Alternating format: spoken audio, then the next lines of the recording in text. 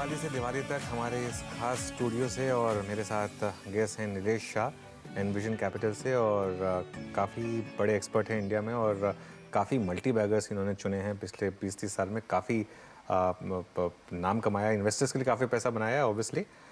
तो नीलेश, हमने दो बड़े सेक्टर्स की बात कर ली, बैंकिंग की और आईटी की। बैंकिंग में भी बुलिश हैं आप टियर 2 में खास तौर से, और आईटी में आप मान रहे हैं कि थोड़ा कंसोलिडेशन के बाद शायद वापस एक अपॉर्चुनिटी मिलेगी। अब बात करते हैं एक ऐसे पॉकेट की जहां पर ज़बरदस्त तेज़ी है और वो है कंजम्पशन।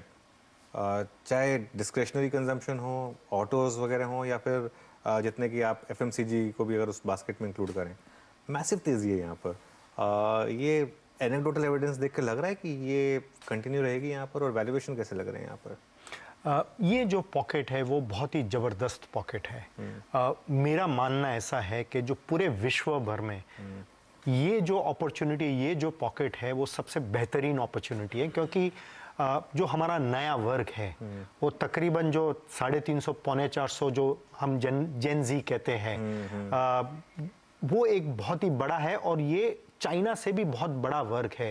मतलब अगर कंपैरिजन करें तो चाइना में ऐसे 250 मिलियन ऐसे है, जबकि इंडिया में पौने 400 मिलियन है। तो ये जो वर्ग है ये बहुत बड़ा वर्ग है। ये वर्ग इंडिपेंडेंट है।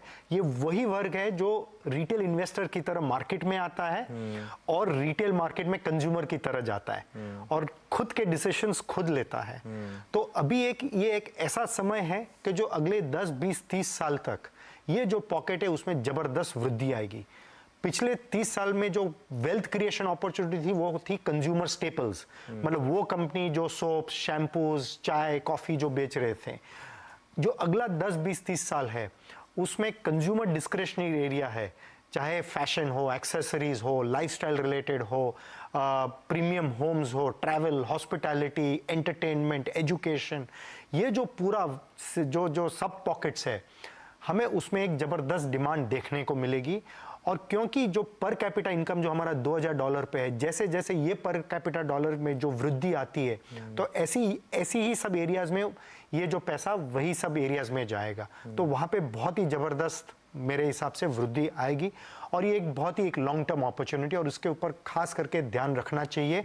और जहाँ भी मार्केट में करेक्शंस आए, इस टाइप की कंपनीज में निवेश करना चाहिए। कोई पॉकेट्स खास तौर से स्टॉक, अगर आप नाम नहीं लेना चाहें तो भले ही ना लें, लेकिन कोई इंडिविजुअल पॉकेट्स इसी स्पेस में जिन पर आप ज़्यादा बुलिश हैं, क्योंकि बहुत बड़ी पॉकेट है। हाँ, तो जो ऐसे लग रहा है कि अगले 2, 3, 4 साल में जो रियल एस्टेट सेक्टर है, जो प्रॉपर्टी है, जो रेजिडेंशियल होम्स है, वहाँ पे वो सबसे अच्छा लग रहा है। और उसके कारण कई है कि पिछले 10 साल में ये जो पूरा सेक्टर था उसमें कहीं नहीं गया है। हाँ।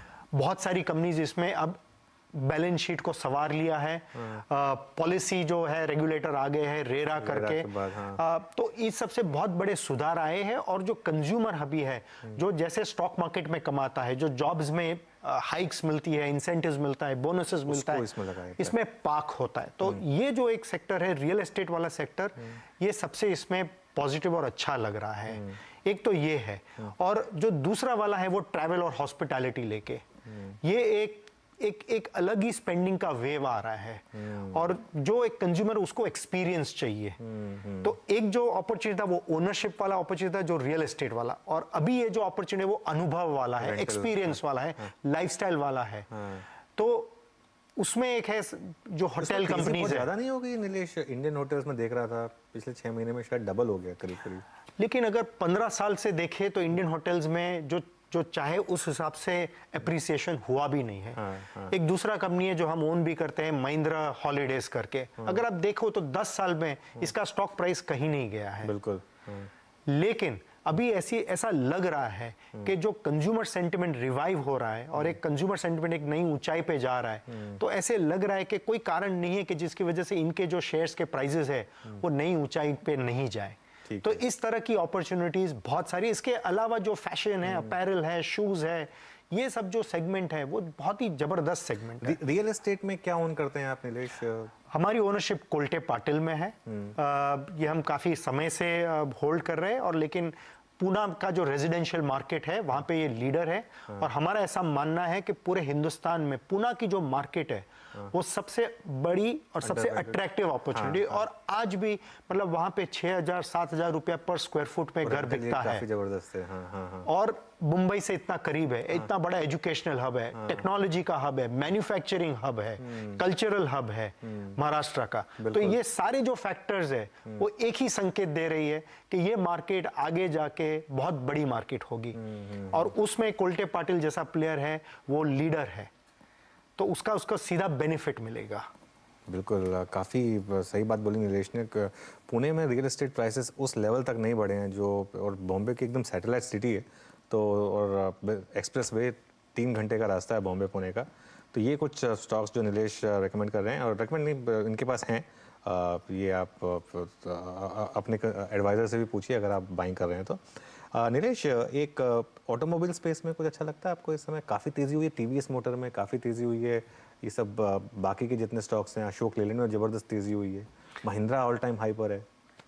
इसमें से सबसे अच्छा हमें महिंद्रा लगता है। जो महिंद्रा जो है एक बहुत अरसे के बाद अब ये सिर्फ एक ट्रैक्टर कंपनी नहीं रह गई है।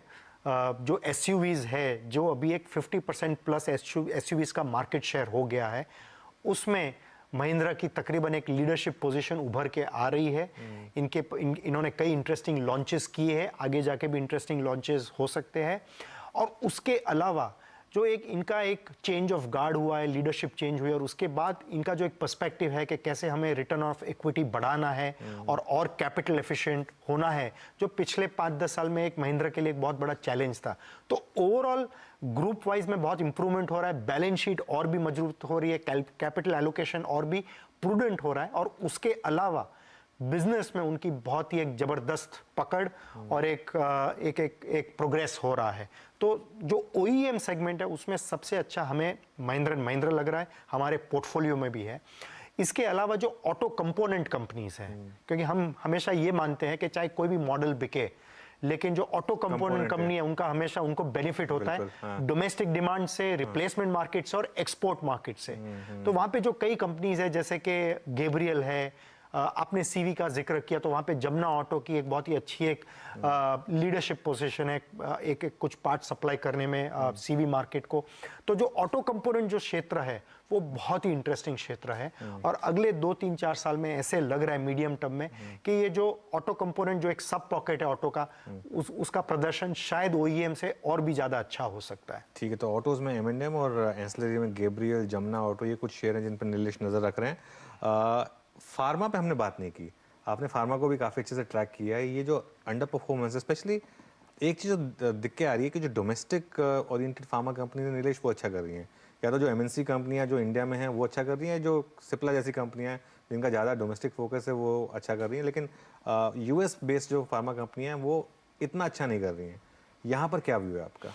जो US रिलेटेड फार्मा कंपनीज हैं उनमें तो चैलेंजेस अभी भी बरकरार है। हालांकि एक दो जो कंपनी का आपने जिक्र किया जैसे सिप्ला, वो हमारे पोर्टफोलियो में है, उनका जो US रिलेटेड जो पाइपलाइन है आगे चलते हुए बहुत ही बढ़िया पाइपलाइन है। लेकिन सबसे बड़ा प्रॉब्लम इसमें यह आता है कि टाइमिंग, हो सकता है कि हमारा अनुमान हो 2 क्वार्टर में है, लेकिन वो चीज वो लॉन्च को 2 साल बच जाए, अगर डिले हो जाए तो डिले हो जाए। वरना सिप्ला जो एक है वो एक बहुत ही वेल बैलेंस्ड कंपनी है। इंडिया का पोर्टफोलियो मजबूत है, रेस्ट ऑफ द वर्ल्ड का पोर्टफोलियो मजबूत है, और US का पोर्टफोलियो उनका ग्रोइंग पोर्टफोलियो है। तो सिप्ला सबसे अच्छा है। लेकिन बाकी जो डोमेस्टिक कंपनीज है, आपकी बात सही है, जो डोमेस्टिक मार्केट पे फोकस्ड है वो कंपनीज का आउट परफॉर्मेंस चलता रहेगा। तो जो बड़ी कंपनीज है वो अच्छा ही परफॉर्मेंस करेंगी, जैसे कि सिप्ला है, वो अच्छा ही प्रदर्शन आता रहेगा। लेकिन जो इसके अलावा जो डोमेस्टिक मार्केट पे फोकस्ड है, हमारा ऐसा मानना है कि US के कंपैरिजन में इंडिया का मार्केट ज्यादा अच्छा प्रदर्शन देगा, और उसमें ऐसी कंपनीज पे फोकस रहना चाहिए। ठीक है, तो कोई डार्क हॉर्स सेक्टर या स्टॉक्स नीलेश जो इस साल देख सकते हैं निवेशक? जो हमारा मानना है कि समवत टू समवत डिफेंस सेक्टर जो है वो हमारा ऐसा मानना है कि बहुत ही बड़ा आउट परफॉर्मेंस दे सकता है, और यहाँ से भी। और मेरा ऐसा मानना है कि ये सिर्फ एक समवत टू समवत फ्लेवर नहीं है। मेरा ऐसा मानना है कि ये अगले आने वाले दशक के लिए एक बहुत ही जबरदस्त अपॉर्चुनिटी हो सकता है, क्योंकि अगर हम सारे चीज देखें तो क्या है कि जियोपॉलिटिकल जो एनवायरनमेंट है, जो एक सरकार का जो एक आत्मनिर्भरता का प्रयास है, जो इंडियनाइजेशन का थीम है, जो एक्सपोर्ट की अपॉर्चुनिटी है, इन सारे में हमारी डिफेंस सेक्टर जो है वो एक बहुत ही बड़ी तैयारी कर चुकी है और एक समझो कि एक लॉन्च के लिए रेडी है। तो हालांकि जो शॉर्ट टर्म में कईयों के प्राइजेस अप्रिशिएट भी हुए, लेकिन हमारा ऐसा मानना है कि ये एक शुरुआत है। डिफेंस की जो अपॉर्चुनिटी है वो मेरा ऐसा मानना है कि जो आईटी में हमने 30 साल पहले देखी थी या जो ऑटो कंपोनेंट्स में 20 साल पहले देखी थी, डिफेंस में हो सकता है कि एक ऐसी ही अपॉर्चुनिटी हमारे सामने उभर के आ रही है। ठीक है, चलिए शो का समाप्त करते हैं। इससे पहले नीलेश, मैंने शो के शुरू में कहा कि मैं आपको 20 साल से इंटरव्यू कर रहा हूँ और हर बार आप बिल्कुल वैसे के वैसे ही दिखते हैं, तो ये फिटनेस का राज क्या है? नहीं, और कोई मैं एक्स्ट्रा कुछ भी नहीं करता हूँ, सिर्फ एक हो सके उतना डिसिप्लिन रहने की कोशिश करता हूँ, बस यही है, और इसके अलावा कुछ भी नहीं है। ओके, और देखिए सब सिन गुड से दूर रहते हैं नीलेश, और सिर्फ ग्रीन टी जब भी हमारे स्टूडियो में आते हैं तो कब कुछ पूछते हैं इनसे तो शुगर वगैरह कुछ नहीं, सिर्फ ग्रीन टी लेते हैं। नीलेश, शुक्रिया आपका, आपने समय निकाला हमारे लिए और स्टूडियो में आए और इतने सारे सेक्टर्स और इतने सारे स्टॉक्स पर आपने बात की। एक कोई डिस्क्लेमर देना चाहेंगे आप, क्योंकि इतने सारे स्टॉक्स की बात की हमने? हाँ, जितने भी स्टॉक्स डिस्कस किए, ये मानना है कि ये हमारे पोर्टफोलियो में है या हमारा वेस्टेड इंटरेस्ट है, तो आप जो भी अगर इनके ऊपर एक्शन करना चाहें, आप अपने एडवाइज़र से पूछ के कीजिए। चलिए, धन्यवाद अनुज। चलिए, धन्यवाद नीलेश, और इसके साथ ही शो समाप्त करते हैं। आप बने रहिए CNBC आवाज़ के साथ।